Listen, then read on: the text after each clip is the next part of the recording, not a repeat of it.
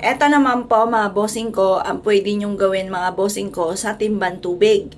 Bago kayo maligo mga bossing ko, ay lagyan nyo po ito ng asin mga bossing. Ngayon po, ganito lang po ang gagawin po ninyo mga bossing. Di na yon, may asin na. Haluin nyo lamang po ito. Tapos, ito na po mga bossing ko, ang inyo po mga bossing kong ipampaligo. At bawat buhos mga bossing ko, kayo ay magwi-wish. Halimbawa, mawala na itong mga kamalasan kong pinagdadaanan. Or kaya po mga bossing ko, ay makasurvive po ako dito, magkaroon ako ng lakas ng kalooban, at puro swerte na ang darating sa akin, goodbye kamalasan na ako. Ganun po mga bossing ko ang gagawin po ninyo. Pero mas mainam pa nga po mga bossing ko na ito po mga bossing kong timban tubig na ito ay nakaharap sa may liwanag na sinag ng araw. Maganda po kasi nasisinagan ng sinag ng araw.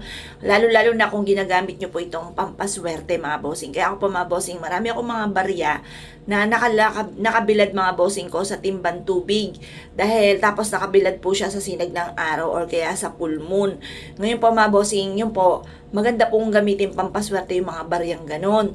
At yung mga gato naman, kung gagamit po kayo ng mga pampaswerte, mas maganda nga po yung nasisinagan siya ng sinag ng araw.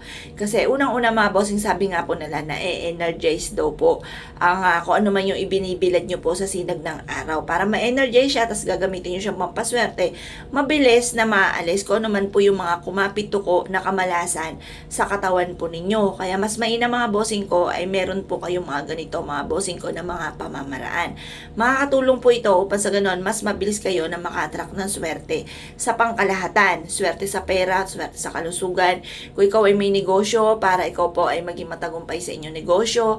Kung kayo po mga bossing ko ay mananaya, or lalo-lalo na nga po sa inyo pong kalusugan. Dahil sa panahon ngayon mga bossing ko, talagang kailangan ingatan natin ang ating kalusugan. Unang-una, napakamahal mga bossing ko na magkaroon ng sakit.